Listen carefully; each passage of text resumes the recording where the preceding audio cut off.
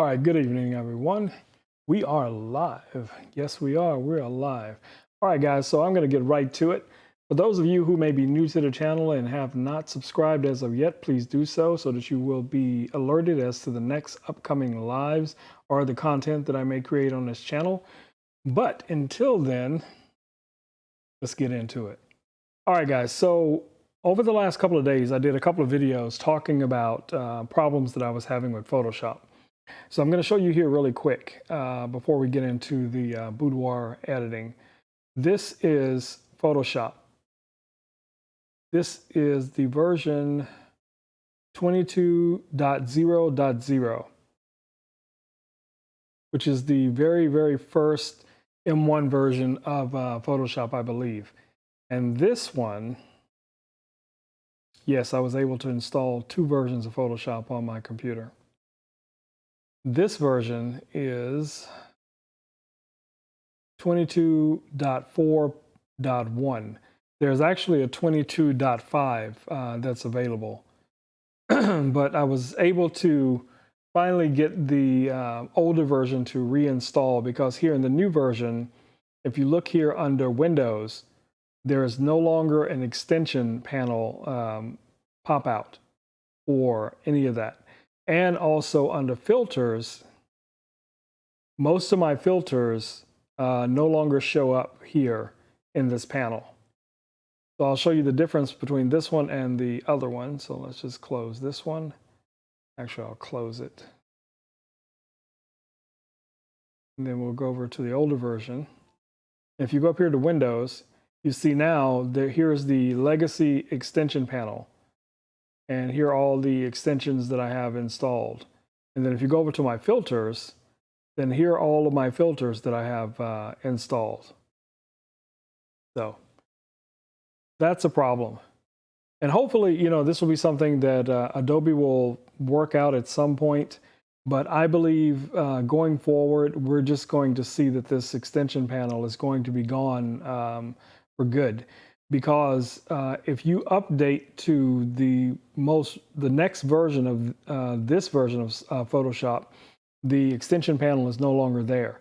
And I mean, that is 22.0.1. The extension panel is gone. And most of my plugins still worked, but all of the extensions were gone.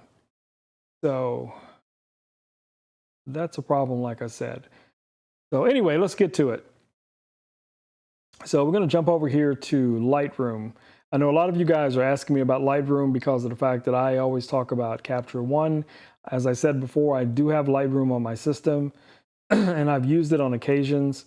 I'm just not, a big fan of it, right now when it comes to a lot of things that I'm editing. I just feel like I get more features shooting with Sony from Capture One. So we can go through a few of the photos here. And it's just like, if you've used Lightroom, you know pretty much how this works. So everything is here. You can do all of your corrections here. And I mean, I have a ton of presets installed in Lightroom. And I used to use them, like I said, quite a few of them. And some of them are even connected and related to the panels that I also have installed. Like some of the lighting presets here. You can adjust these however you like, right here in Lightroom without ever going into Photoshop.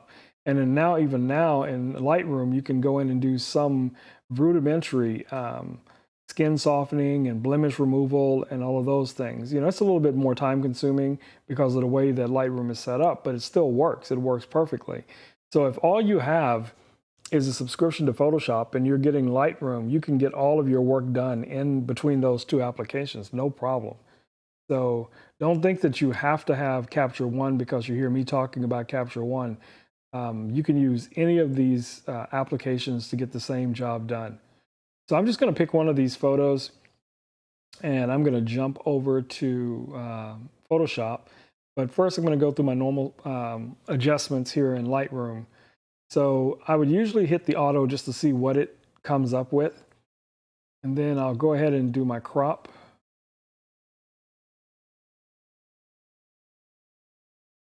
Bring that in to about there. And check my white balance. I know that's off. That's pretty close. This door in my old studio had a really weird color cast to it. It was wood, but it just had this really weird look to it. But you know, we're going to go ahead and bring the exposure down just a touch and adjust the contrast. Then we'll go down and make sure that we're enabling the camera profile.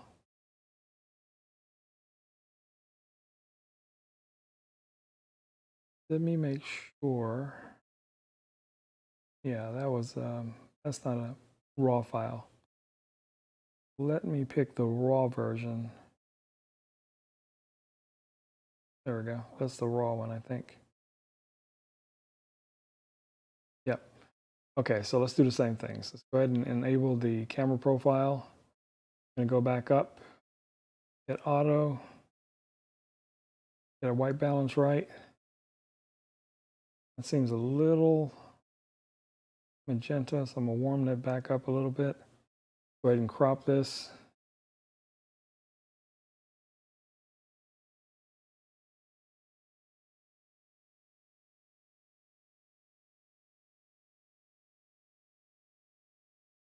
Look at that skin tone. Looks a little yellow to me. White balance off of her eyes. Yeah, that's much better. Okay. So we got a white balance right. Everything else is proportional. I am a little annoyed with the lines here, so I'm going to adjust that. I'm just going to use the straightening tool. I'm just going to straighten the doors so that all the lines are even. And then we're just going to jump over and edit this in Photoshop. And as you see here, all of my other presets and plugins are here from Lightroom. I can go to On1, I can go to Luminar, I can jump over to any of the NYX collections. All of this stuff is right here. Now, what I noticed even when I did update Photoshop, these were still present in Lightroom. So whatever is affecting Photoshop doesn't affect Lightroom. So you could still round trip right here from Lightroom. You could go into any of these other plugins, do whatever it is you need to do, and then come right back to Lightroom without ever going to Photoshop. So, you know, that's that. So let's go ahead and open this in Photoshop. Give it a couple of seconds. It's a big file.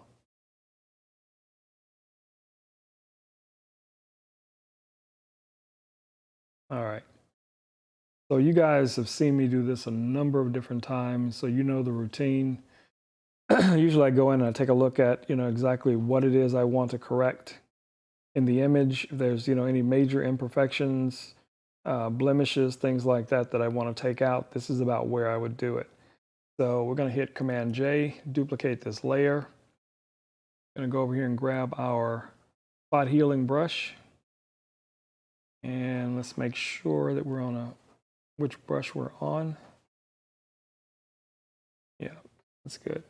So I can just go in here and just start taking out some of these little imperfections.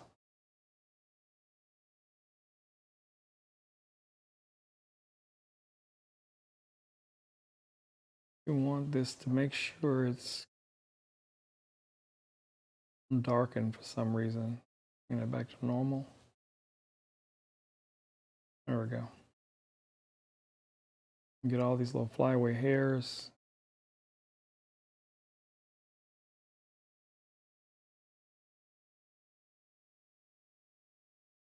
You know, obviously you can get in a little bit closer and take a little bit more time taking these hairs out if you have flyaway hairs from your client.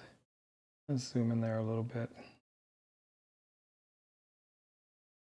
Yeah, oh, the brush is a little big. So just go in and take them out. But hairspray is your friend as a photographer, trust me. So if you can lock these hairs down before the shoot, trust me, it's going to be a win for you.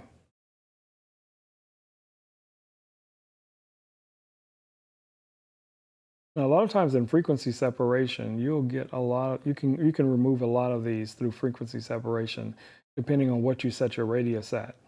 But if you want to maintain the skin texture, you want to set for a high radius, which will still maintain a lot of the texture in the skin.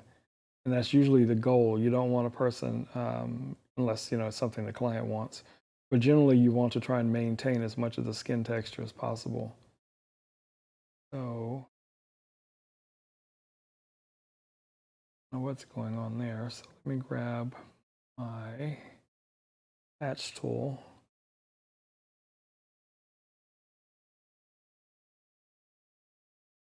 There we go. I don't know why that didn't want to come out the first time.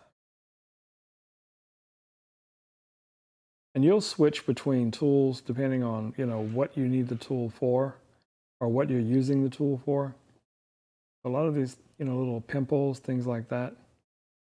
Now, I see a lot of retouchers will use dodge and burn. They're going in micro dodge and burn, all of these little imperfections and things like that. I don't have a problem with that. I just think it's very, very time consuming. If you have a number of photos that you need to get out and you need to get them out in a timely manner, that's going to be very, very, very time consuming to get all of those. So, like an area here, I would just, use the patch tool and just take out this whole area. Just relocate it to, look for a better sampling of skin and just kind of clean that up real quick. Doesn't have to be perfect. You're still going to go around and do some more skin retouching. But this will get rid of some of the imperfections. Just knock those out. So any blemishes that you see, I'm still seeing, a few flyaway hairs here. I could just grab these. You could just kind of lasso them and move them out. I don't like what that did right there, so Command Z. That.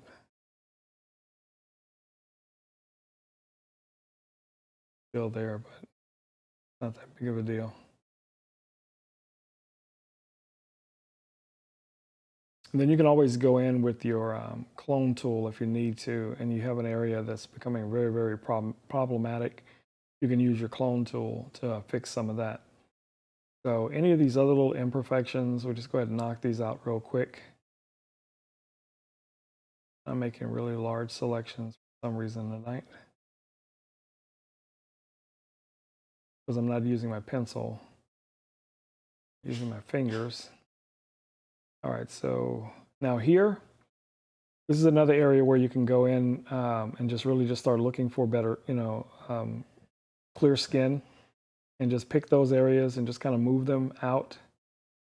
Wherever you see them, just keep moving them. You can do it in smaller sections. In some cases, you can get away with really large sections depending on how close you are to the skin that you're going to be sampling from. And you can just go in and take out all of these little marks.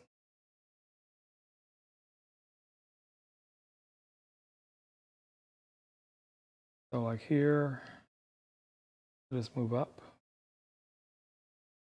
And then once you have an area that's clear, that's of the same tonality, you can just kind of sample from that same tonality if you need to. And just keep moving it around. You just want to make sure you're not creating patterns that's going to be distinguishable, from normal skin. So I'm just going here and just cleaning these up. But even if I move this way over here, it'll still blend pretty well, for what we're going to be doing here. So let's just say that's pretty good. We're good there. I don't see much on the legs.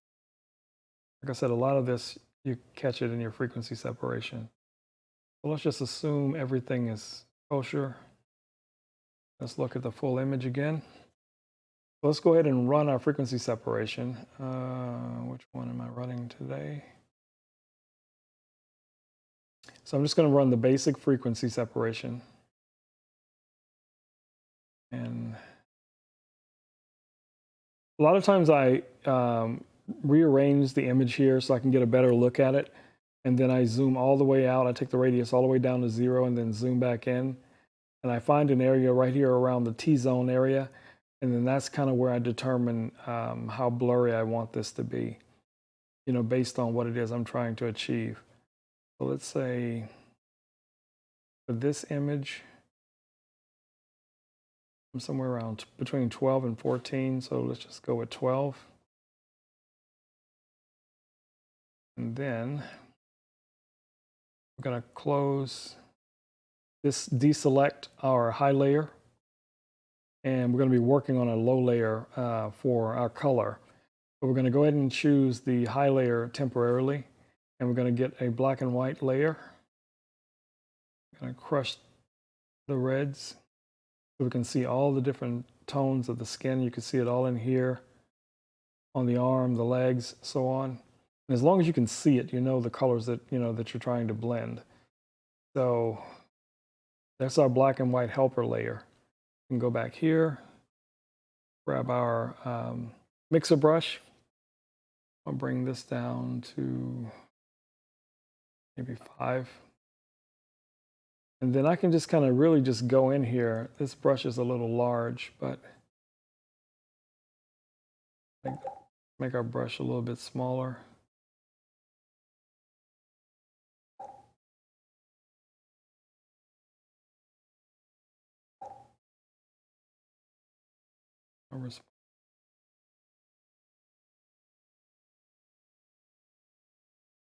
Got my soft brush.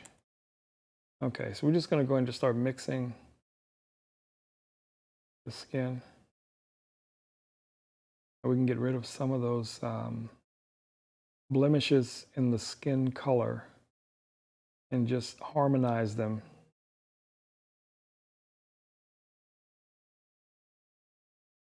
Get those to mix pretty well.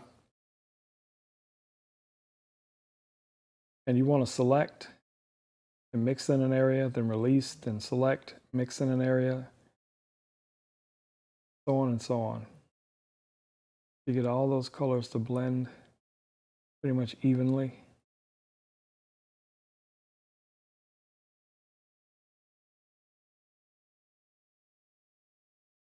And you'll start to see it right away as the colors are blending better together. And that's the goal.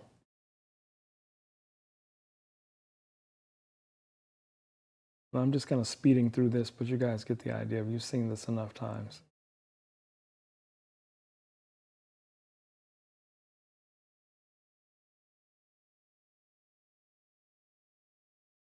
We're almost there.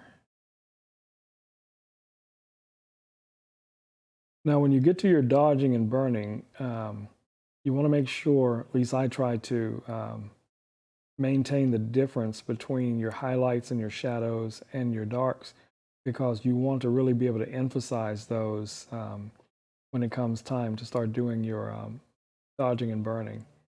If you're going to be doing any dodging and burning at all. I mean, I think it's always a good idea, even if you just do it a little bit, just so that you can emphasize, you know, the difference between the highlights and the shadows. So let's go ahead and move into the face real quick here.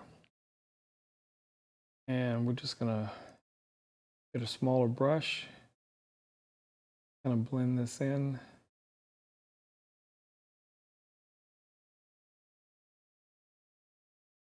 Everything looks good. Blending into the highlights.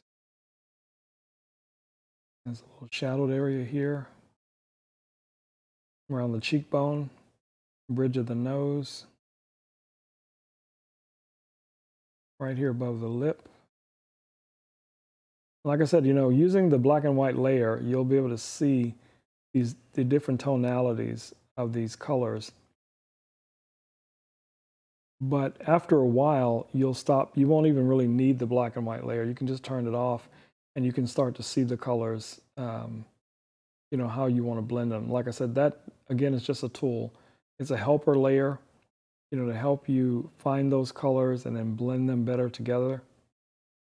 Like here I see, you know, some tones that could be better blended.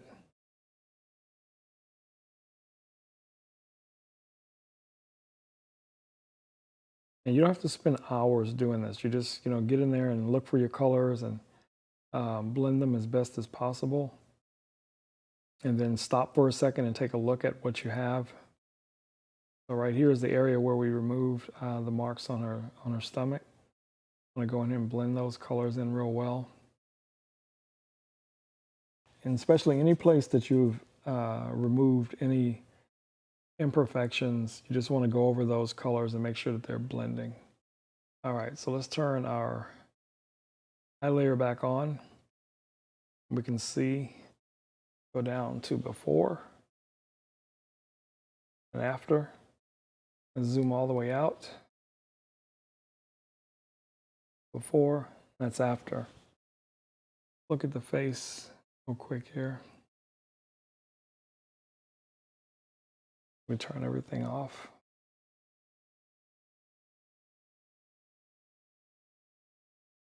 We're just looking at the color now. It looks good. Okay, so I know there's a couple of things that I'd want to do here body-wise just to clean up some of the lines. So let's say we're done with our frequency separation. I just go ahead and create my stamp layer. And that's going to be Shift Option Command E. And then I'm going to use that layer in liquify. So I'm just jump here to liquify. And I'm going to go in and make these little slight body modifications whenever it opens. Since it's already opened here to the face, I'm going to adjust our jawline just a little bit. Everything else looks good. Now I'm going to get my push tool and I'm going to look for the areas that I want to work in, like right here around her bra area. And I'm just going to make the brush a little bit larger. I'm just going to start pushing. It is way too high. You may have to adjust your pressure. I'm going to bring that down some so it won't move so much. So this line right here, I'm going to take out completely. So right now what I'm doing is just pushing the skin, even out the shape of the arm.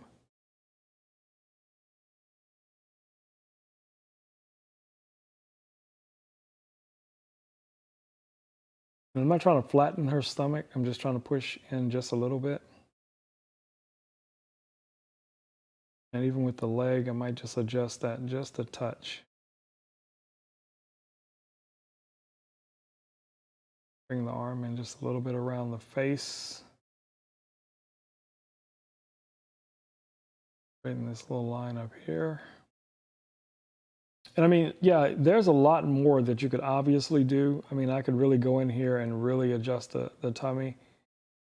But when you're doing boudoir, you want to try and keep it as photorealistic as possible. Now, because of the way her tummy is poking out here, I am going to make her belly button a little bit smaller. So I'm going to go over here to the pucker tool. You have a number of different tools over here, but one of them is your pucker tool. And you can just make that brush a little bit larger. And you can just start clicking. You're just drawing it in just a little bit. And then you could take your push tool if you wanted to. And kind of push that up. Just to make it a little bit smaller.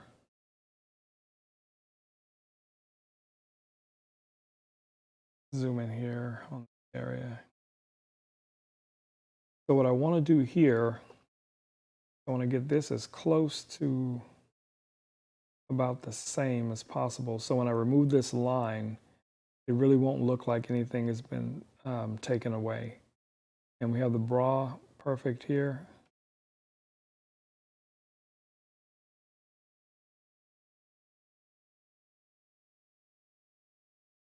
Get that right.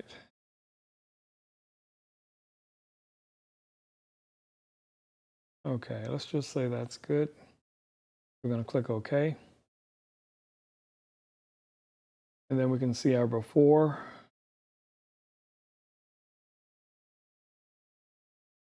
and after. So like I said, I want to take this line out right here. I'm just going to go ahead and grab this tool, just draw around it.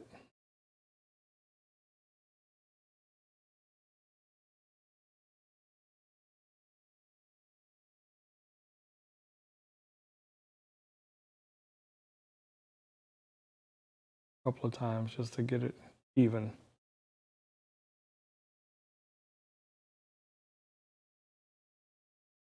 Now, what you can do, if you want to soften the skin, the color a little bit more, you can go back to your lower level layer, but it's not going to affect this image. So what a lot of people would have done here is that you would have just gone in and selected different parts of the body and then blurred that even more with Gaussian blur before you got to this aspect of it. But I'm happy with this as it is. Okay, so I don't really want to do much more to her skin. The only thing else I would probably do here would be, you know, like some, maybe add a LUT, you know, just simple enough. And we could just go in and just grab one of our lookup, click on a lookup, and then choose a LUT. There's a few here that I think works good with her skin tone.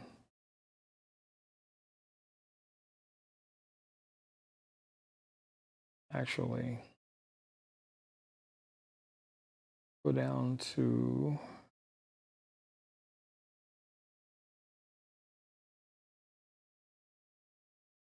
yeah, like that.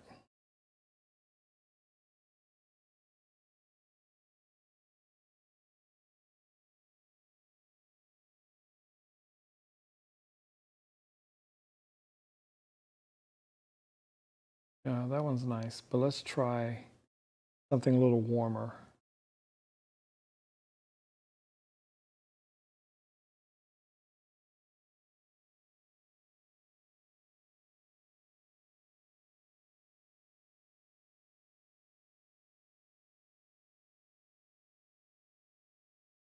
That's a little washed out. I'm not a fan of that. Try this one.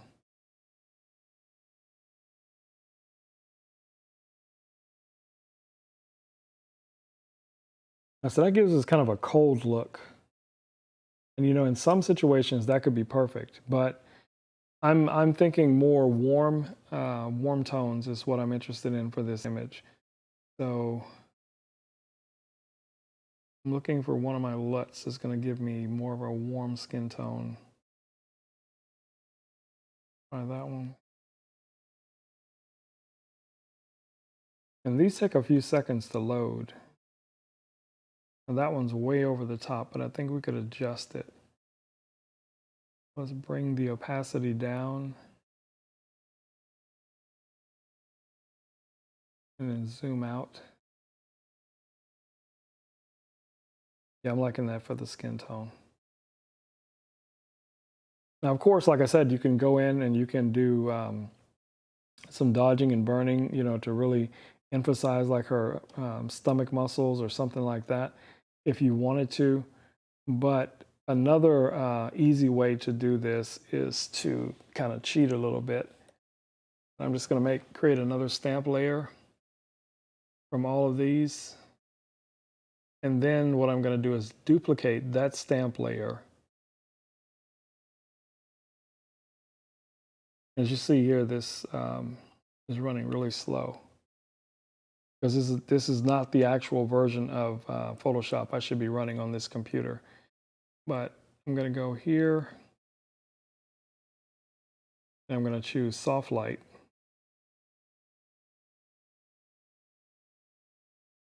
Give it a second.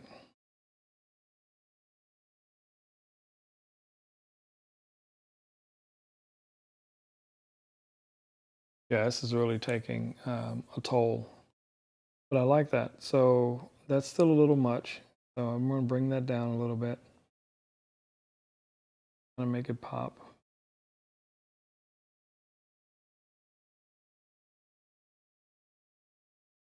Yeah, that works. And then, I mean, there's the other things that you can also do. You know, you can still go in and you can whiten the eyes if you wanted to. So if you wanted to, you know, run one of your actions, whichever action you have, be careful of people who may have contacts, because they'll have a little bit of discoloration around that part of their eye. So if you start to whiten it, it can look a little weird. But we're just going to go in here and just oh,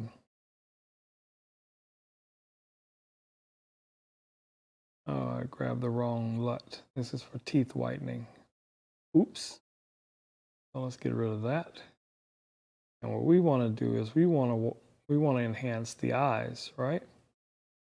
So where's my LUT? Here's my eye enhancing LUT. Run that. You don't have to be perfect.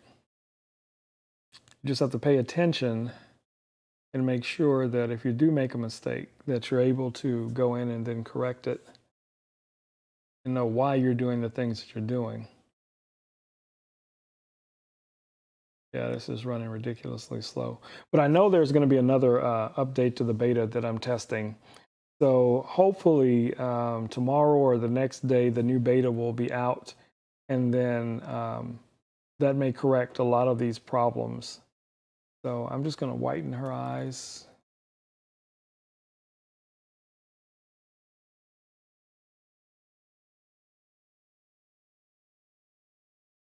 There. And I'm going to lower the opacity because I don't want it to be too much. I think that's a bit right. That's close enough. All right, let's zoom all the way out and see what we get.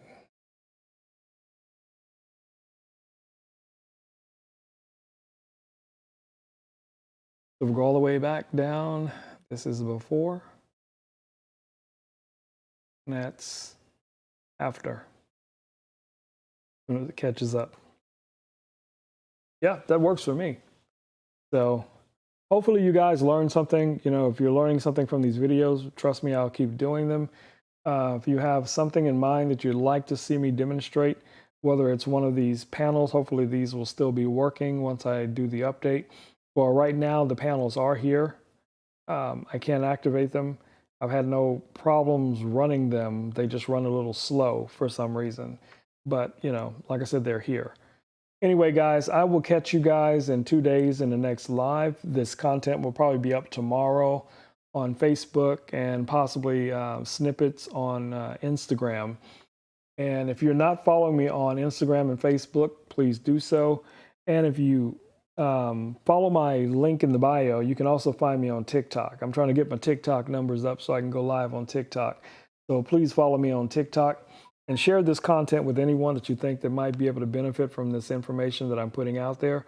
All right, guys, I want you to stay safe, wash your hands, wear a mask, take care of your loved ones, and get out there and create something amazing.